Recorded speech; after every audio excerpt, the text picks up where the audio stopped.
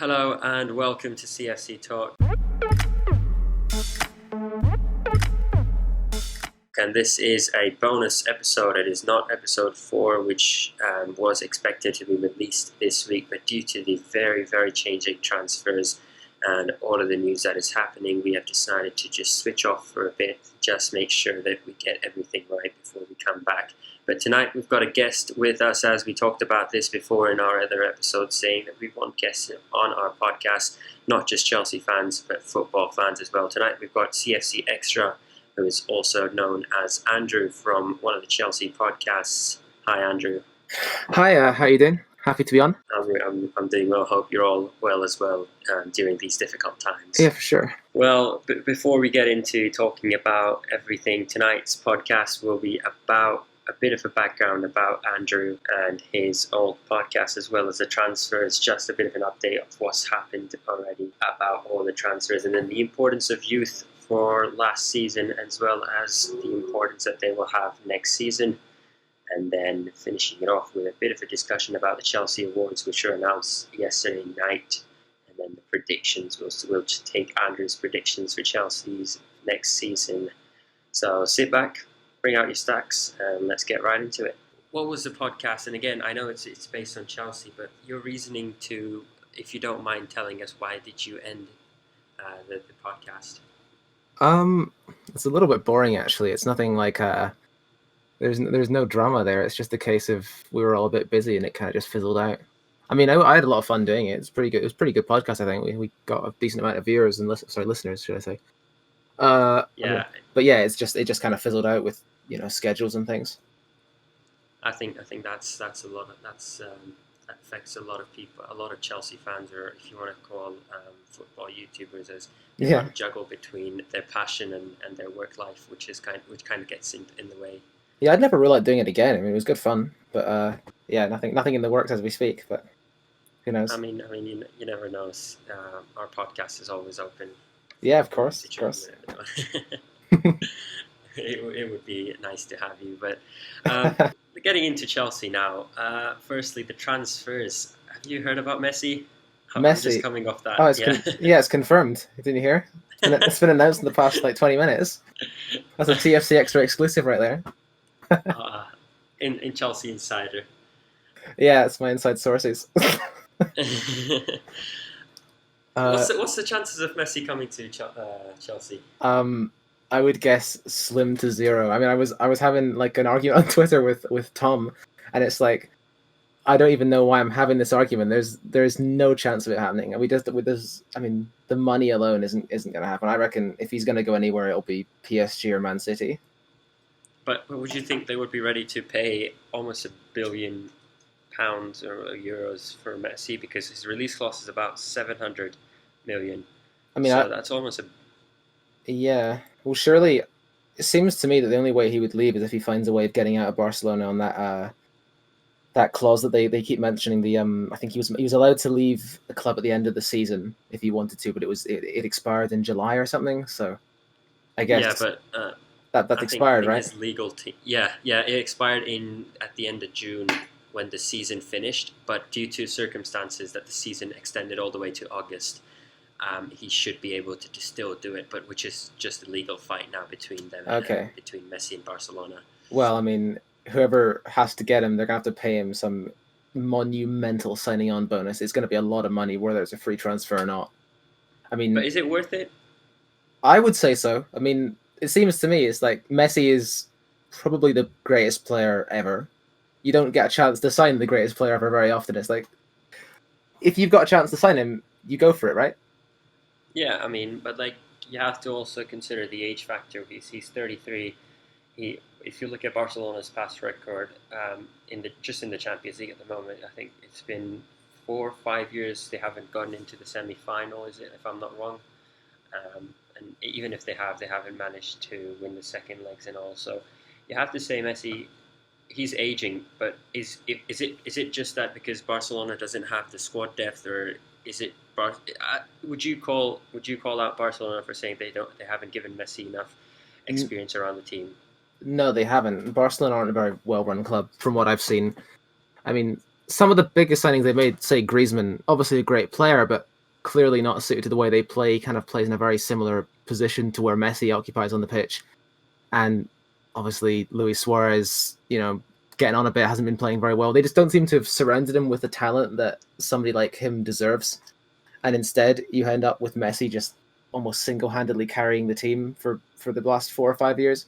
They haven't done very well in the Champions League, but it's hardly any fault of Messi. It seems like every time we watch him play, he's coming out with a crucial goal or assist, but it's just not enough, really. I mean, that's very true. But going back to the point that you made, that either Paris Saint-Germain or Man City would be buying Messi. Do they really need Messi, or is it just a fact that it's Messi and we'll just get him for another 2-3 years? Well, I mean, Man City don't need Messi, and probably neither do PSG, but they might want Messi. And I think Messi improves any team in world football, right? Any team. Yeah. Whether they need him or not, if you put Messi into that Man City team alongside De Bruyne and Aguero and whoever else, it improves. I think Man City, if they were to sign Messi, they're basically guaranteeing themselves a league title for the next season or two. So and also maybe they guarantee themselves a Champions League as well. Yeah, Man City have really struggled in the Champions League department for the last few years. Yeah, it seems fundamentally there's not a great deal of point in having this discussion yet because it's not going to happen. But I think my position won't really change. I think if you got a chance to sign Messi, you go for it. Yeah. Again, another transfer that is yet to happen, but Fabrizio Romano says that the agreements have been done. Kai Havertz, how excited are you to see him in a blue shirt play with Werner and Ziyech? I'm very excited. Maybe not quite as excited as I was a month ago, just because the consistent just stories and or negotiations, it's drained me a little bit. But he's a top player. He's going to improve us so much. I'm just a little bit annoyed that internationals are coming up and we're not going to actually get to see him play for a while. I mean, he'll probably sign. I'm purely just speculating here. He'll probably get it confirmed. This week maybe, but then he'll be straight off on international duty and he'll be back maybe a couple of days before the season starts. So we're not going to see him for a little bit. But yeah, I think he's one to be patient with. It seems like because he's the youngest of the signings we're making, and he's a little bit. I don't know. I think there's going to be an adaptation period for him in the Premier League that maybe there won't be for Werner and Ziyech. But I think he's probably got the highest ceiling of a lot of those, and will be an incredible player for Chelsea for the next five hopefully more years. But you would say he's got the potential, even if he struggles in the first season, maybe even in the second season. Does he have the potential to go on and become like Frank Lampard, if you want to say? Well, Frank Lampard's a pretty high bar to set, but he can definitely be a talismanic figure for Chelsea. I think if I don't know, it's like if you see sort of 15 goal involvements first season, I think that'd be successful, and then you just build from there. Really. I mean, I think Mount had 18 or 19 this season. Did he? Oh, I suppose 7. Yeah, 8 goals, 5 assists, something like that. Eight goals, yeah. It was something like that. So, and he's new to the Premier League, and even though he's been playing at Chelsea, he's been playing in the Chelsea youth team. He's having to adapt as well. So you would say even if we sign Havertz, it's basically just a signing at the moment, and to see him at his prime, it would take another year or a year and a half for him to settle into the Premier League. I'm not saying that he can't do well initially. I think he will do well initially, but I think if he comes in and isn't an immediate success, and he isn't immediately scoring 30 goals a season, anything like that shouldn't mean that he's a flop or that he's not going to be successful, because I think he will be successful. It just might not be quite as quick as, say, a Timo Werner. So as Chelsea fans, we need to be very patient with that signing and just let him do his thing for the as you would with any young player. I mean, you got to remember he's 21 years old. Yeah, and I mean he's got a lot of time to develop into a great player as well. So of course, even though if he doesn't perform this season, we'll see his prime within the next few years. Another signing that is also about to happen, Thiago Silva, one of the oldest players we're ever going to sign. I don't recall signing anyone above 30, if I'm not wrong. But True. Thiago Silva turning 36 actually. 36. Wow. Next week, I'm not wrong. For 2 years, would you say that's just because he's for free, or does Chelsea do really want Thiago Silva and his leadership skills at the club? I think what they were saying was it would be a 1 year contract with the option of a second year, maybe based on performance clauses or something like that. I don't know. I think it makes a lot of sense. I mean, you got a very young back line. We've got Chilwell coming in, Reece James, Christensen, Zuma's still only 25, I think. You know, you need, and also if you see Jorginho going out, you're starting to run out of experienced players and leaders. And then you look at the centre back market of who's actually available to bring in. There was Gabriel Magalhaes. I think we didn't sign him because of concerns over communication and leadership, that kind of a thing. So when you look at who's actually available in terms of leadership, as in terms of players with leadership, then your options become a bit limited. And Thiago Silva is probably the best of the bunch. I mean, he might be 36, but physically he's still pretty good. He's not slow. Watching the Champions League, he's still pretty good. I think. In my opinion, I think he was the best PSG defender on the pitch. Yeah, he probably was. And I know PSG fans still talk very highly of him. I think Kimpembe and Marquinhos both talk very highly of him. The fact that he's still playing a lot of games and he's not getting injured much. I was looking through his injury history. He's not getting injured a lot, and he's 36. It seems like there's really not a lot of downsides to this signing. So you'd be happy with that signing as well? Oh yeah, for sure. It's like, as far as low risk, short term solutions, until maybe if they want to get like a Declan Rice or an Upamecano or one of the top young centre backs in Europe, then as far as somebody to tide us through until the funds become available to do that, maybe next summer, then why not? But there are still rumours about us signing Declan Rice, even though I think we're signing Thiago Silva, Ben Chilwell, as well as I think we're signing everybody. According. I mean, I open Twitter and Fabrizio Romano half the time is tweeting about Chelsea. So it's, I mean, at times I'm just like, wow, like, are we really going to go career mode on this and really just buy everyone we can? That's great. What bummer. I mean, I think there's also rumors about us signing Malang Sarr. Yeah, that's another one. Hopefully I haven't butchered his name. How do you feel about that? I think it's a free transfer as well, so we're technically buying two players for free. Yeah, I know. Is he going to be beneficial to us? Well, I got to be careful with what I'm saying here because I don't know a lot about the player. I'm not going to pretend that I'm an expert on Malang Sarr. I've watched him maybe one or two times on BT Sport or something. I've watched a few compilations since the rumors started. It seems to me that he is a pretty talented young defender. I think his stock maybe has declined a little bit in the past couple of years, but he's been very highly rated for a while. He's got a lot of good attributes. He's quite quick. He's got a good passing range. He's left-footed as well. So there's a lot of upsides to him. And because it's a free transfer, there's not a lot of risk. I mean, you bring him in on a 5-year contract, you send him out on loan. Either he performs really well and you've got an option, a centre back, or he doesn't perform so well but he still gets good minutes for a Bundesliga team and you can sell him on for a nice bit of profit. So whatever the situation is, it's unlikely that it's going to be a lose for Chelsea. And also when you hear the stories that it was actually Malang Sarr's agent that was really approaching Chelsea and they were the ones pushing for this deal in the first place, clearly the player wants to play for us, so that's nice as well. If you've got a player who's really fighting to try and make a name for himself and get a spot in the first team, that's always good as well. I mean, yeah, I'm not going to pretend as well, like you said, that I knew Malang Sarr before this. I mean, this is the first time I'm hearing about him, but I think I've seen him in FIFA once. I respect the man. I mean, if you're able to sign with one of the top clubs in England, you're going to have to be someone who will have to be good enough to play for Chelsea. But again, there are rumours about him being directly loaned out to a Bundesliga team, as you mentioned. But another player in the transfers, I know I'm rushing through these transfers, it's because this is only a bonus episode, guys. Hopefully we can get CFC Extra on another episode, on a longer one, on a 1 hour one. Yeah, sure. But Declan Rice, defensive midfielder, Frank Lampard has spoken highly of him as well as there's rumours about Frank Lampard wanting to play him at centre back.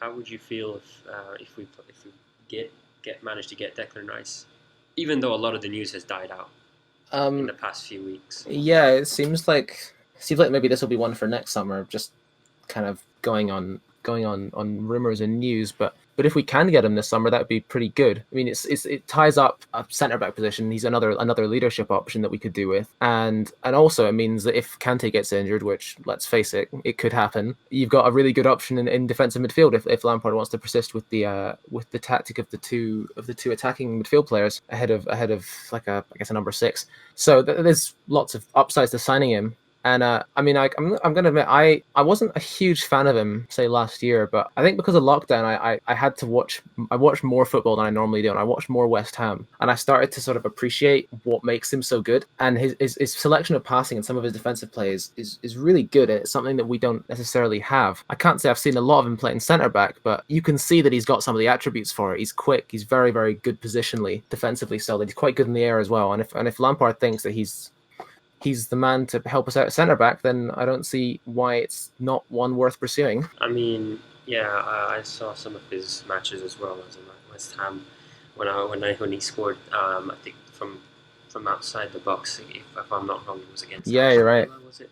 No, I think it was. You see, I actually think his shooting technique seems to be improving. He seems to be. I feel like I'm seeing him taking a lot of shots from outside the box recently, and he's going close with quite a lot of them. So that could be another thing to add. I mean, there's a lot of experienced players out there, players who are aged between 25, 30 years old, who dare to shoot from outside the box because they don't trust themselves, and they have Declan Rice who's shooting outside the box regularly. Not just like scoring goals, but he's scoring goals that would change the fate of the match. Like for West Ham, he's been very, very important for them this season, especially with their fight against relegation, has been much dependent on how Declan Rice plays or what his performance looks like. Well, that's probably why they don't want to sell him this summer, right? I mean, if they sell him to us this summer and they don't get a good replacement in, then they might be as good as relegated, really. I think their base price told everything to Chelsea. I think was it 80 million for Declan Rice at the start? Yeah. Yeah, that's the thing with Declan Rice. It's like he is a great player and he improves us and he makes so much sense to buy. But you got to wonder, for £80 million, are there better options out there? I know Dennis Zakaria looks like a very good player. I watched quite a bit of him with Bundesliga restart. That's a player looking at. And there has to be other holding midfield players or centre back or even just versatile options that are out there, at least, especially come next year. I think Upamecano, I think he's got a 40 million release clause that comes into effect next summer. So that's maybe one to keep an eye on. But do we really need a defensive midfielder at this stage? I mean, you talked about Kante getting injured regularly, and we saw that this season as well. But we've got someone in the likes of Jorginho who can cover up in that position, and I don't think he's linked with Juventus anymore. Nope. Due to Sarri getting sacked, and I don't think he's going to leave Chelsea anytime soon unless Frank Lampard decides he's not going to be part of the project for the next few seasons. But do we really need a defensive midfielder at this market, or can we wait for the next summer transfer window? Probably that is purely dependent on how Lampard wants to play. It depends. Everybody seems to be going on about how he wants to persist with the tactic of the I guess like the 2-8s, we'll say. So the Mount and Havertz with Kante in behind. So if that's the way that he wants to play, then we probably do, or at least we need another option there. So let's say Kante is your first choice in that position, and then Declan Rice means you've got a centre back covered, and also you've got a player who can step in there when needed. And then maybe you could have Ampadu come in there as well. I like Jorginho. Jorginho's been one of my favourite players. I think I bought his shirt last year. He's not super suited to that tactic. He's not great when he's at holding midfielder because he doesn't have like really the legs on him to get up and down and to track the runners in the way that say Kante does. So I think if you want to start Jorginho, you got to play to his strengths. And if the manager doesn't want to do that, then there's not a lot of point in keeping him around. But looking at Frank Lampard's the last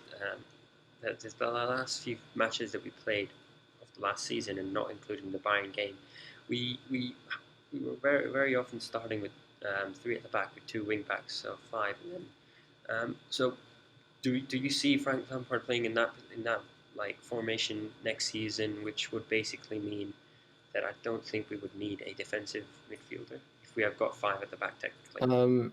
Not really. I don't think we'll be. I think that 3 at the back formation is something that I think that formation is something that is mainly used because there's no other options. I think we were turning to the 3 at the back a lot of the time last season when we had injury problems. So when we wanted to be more defensively solid, but say Kante wasn't available, or the players that we could, and also I think it suits Jorginho and Kovacic a little bit more.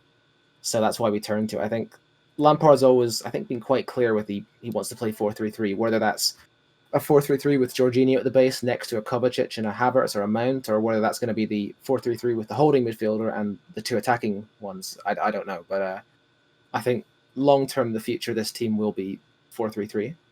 which suits me pretty well because it's my favorite formation. Yeah, I mean, on the other hand, I've got my favorite formation was the one that Conte used, which was I think 3-4. Can't seem to remember that one. Is it 5? It was 3? Yeah, he was playing like a 3-5-2 sometimes or a 3-4-3. I don't get me started on Conte. I don't have that many good things to say about him. I mean, he was good enough for one season, and then No, his first season was fantastic. Let's just not talk about the second one. So overall, this summer, looking at the signings that we've already made, the signings that are going to happen according to reports, and then the signings that are out of hands, MESSI. How would you rate this transfer window, and how would you rate Frank Lampard at attracting players to his project and this new Chelsea that we're creating? Okay, so transfer window is quite easy. I think it's if we get everybody that we want, we've got all the signings we made. So the Werner, the Ziyech, the Havertz, Chilwell, Silva, maybe a goalkeeper, maybe a defensive midfielder, maybe not. Even if we don't get them, it's like a solid 9 or 10 out of 10, really, isn't it? I mean, we've solved a lot of problem areas. We've gotten a lot of top quality players who can improve the first team directly, and it's a pretty good time to be a Chelsea fan. I think the transfer window is like, how can it be anything less than a 10, really? As far as rating last season, well, we challenged for a trophy that was good. Didn't win it, unfortunately, which would have boosted the score, but we got top 4, which was ultimately our ambition, and we competed well for a couple trophies. Yeah, I think 7 out of 10, probably fair. I mean, it was a transition season, and all the Chelsea fans accepted the fact that we may not win anything at all, and that's what happened. But exactly. Champions League football is still going to be at the bridge, hopefully next season, as well as all of the other competitions. Moving on to our next topic for tonight, what would you say the importance of our youth was in the last season? And even though a lot of fans said that yes, Frank Lampard had to use the youth players due to the fact that we had a transfer ban, but let's say, look, like we signed Pulisic, even though Pulisic was an addition to the team as well as coaches, and we still managed to use a lot of the academy players. And so, like, were they carrying the team last season? I mean, if you're saying would we have finished top 4 without the youth players, probably not. I mean, people say that Lampard had to use youth players. I don't think he did. We could have easily gone into that team with Giroud, Pedro, Willian, the old guard. A lot of the players we saw featuring much more prominently under Conte and Sarri and Mourinho and such. We could have easily gone into the season playing those, and probably wouldn't have finished as highly. I mean, Tammy Abraham, he gets a lot of stick, but he's scored 18 goals in his first season. Mason Mount's been really influential in the way we play with setting the press. Tomori was very good for the first half of the season, maybe not so much in the second, but he was a big part of our back line. Reece James created a host of chances from right back. Yeah, I don't think we would have got top 4 without him. Without them. They were very important last season as well. Yeah. Sorry? Moving on to next season. We good? Yeah, we're good. Okay. Moving on to the youth for the next season. I mean, a lot of Chelsea fans are concerned about the fact that with the signing of all of these world-class players, are we going to see the likes of Mount, Abraham, Reece James, Tomori, and maybe promotion of Billy Gilmore into the team? And a lot of are they going to play a lot of matches this season, or is it just going to be cup games, respective of what team we play, and then as well as some other Champions League games again, respective of what team we play? Well, I think some of them are, and I think crucially what's going to happen this season is they're going to play. Well, not that they weren't already, but they're going to play entirely on merit. It's like people say, "Oh, you shouldn't sign big names because they're going to block the youth." The reality is the youth have to be good enough if they're going to succeed at Chelsea. And if the big names are here or not, if the youth are good enough to bring Chelsea to the next level, then they'll still play. And I think Mason Mount played, 53 games, something like that, for Chelsea. There's no way that he's going to go from playing 53 games to just being dropped. And I think the same goes for Abraham, same goes for Reece James. Not sure about Tomori. I really like Tomori. I think he's got a lot of good attributes, especially his 1v1 defending. I'm not convinced that he's totally good enough to start for Chelsea yet. So, and also having him sitting around as a fourth choice defender is pretty much pointless. So I would like to see him go out on loan, and then maybe once Thiago Silva has been here for a season or two, then he can come back into the team with a bit more experience and start to play again. But I think Mason Mount's going to play a lot of games next season. Reece James is going to play a lot of games. I think Abraham's actually going to play a lot of games as well. I really wouldn't be surprised to see Werner playing off the left of Abraham and Abraham actually leading line for us. It's easy to have a go at him because of some of his. I mean, he didn't finish 2020 that well, Tammy Abraham, but he scored a lot of goals, and people forget how good he was before he had that ankle injury in January. And I think he's still going to play a lot of games, more than people are expecting. And also Hudson-Odoi, Willian Pedro, he's going to play a lot as well. Going back to the point that you made about Tomori getting loaned out just to get some experience, would you not have him in your defense next to Thiago Silva, who's got, I think, was it 9 French league titles and various other titles with the PSG, as well as so much experience. And of course, he's been playing football for almost, I think, 12, 13 years. So would you not have him next to Silva in, let's say, League Cup matches against teams which are not as good as Chelsea, and just give him the chance to express himself? Well, you have to think that Tomori has been with the current centre backs at the club, so that's your Zuma, Christensen, and Rudiger. None of these players seem like they're going to be leaving, and if Tomori is behind the pecking order on all three of those, with Thiago Silva coming in, who's probably going to be ahead of him as well, that makes him 5th choice centre back, meaning his only minutes are going to come in cup games against lower league teams. And Tomori's not super young. He's 22. He's at that phase of his career where he needs to be playing consistent games. And I'd much rather have him on loan, say at another Premier League team like an Everton or maybe a German team or anything like that, just playing every week and improving, than playing a couple of cup games. Not to say he couldn't learn from Thiago Silva. I'm sure he could, but he would learn a lot more from playing than he will just by playing next to Thiago Silva for some cup games. Yeah, I mean, playing in and out every week is going to be a lot better than playing a few matches a month or two. I think that's all for this topic as well. Next season, but so the importance of youth, in your opinion, would just not be as much next season as it is this No, I think they'll be just as important. It'll just be, but I think they're gonna have to fight for their place a bit more, as will everybody. But I think Mount, Abraham, Reece James Hudson-Odoi are still gonna play a lot of games. Yeah. Just to end this podcast, your predictions for next season. What are your expectations from Frank Lampard going into this season, as well as what would you say the predictions are for next season? Well, with the players coming in, there's definitely pressure on Lampard.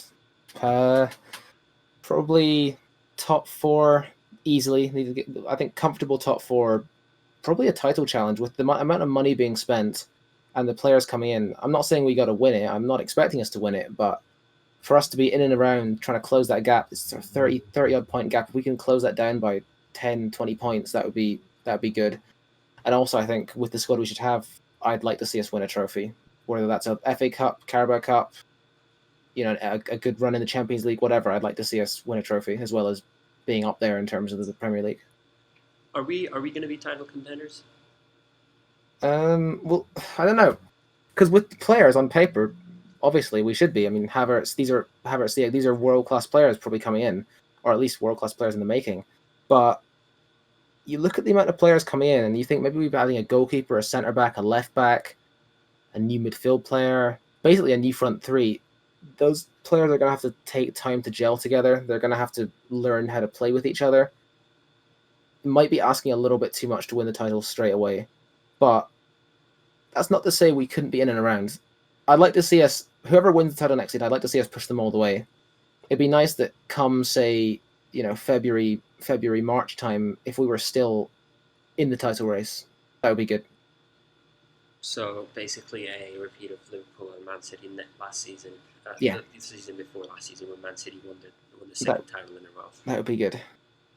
Yeah, I mean, that way we're going to have a lot of confidence going into the next few seasons, knowing that we were able to maybe pressurize other teams as well and then become champions again. It's been 5 years since the last title, 6 years. 2016, 4 years, 17 was... 2016, yeah. 17, yeah.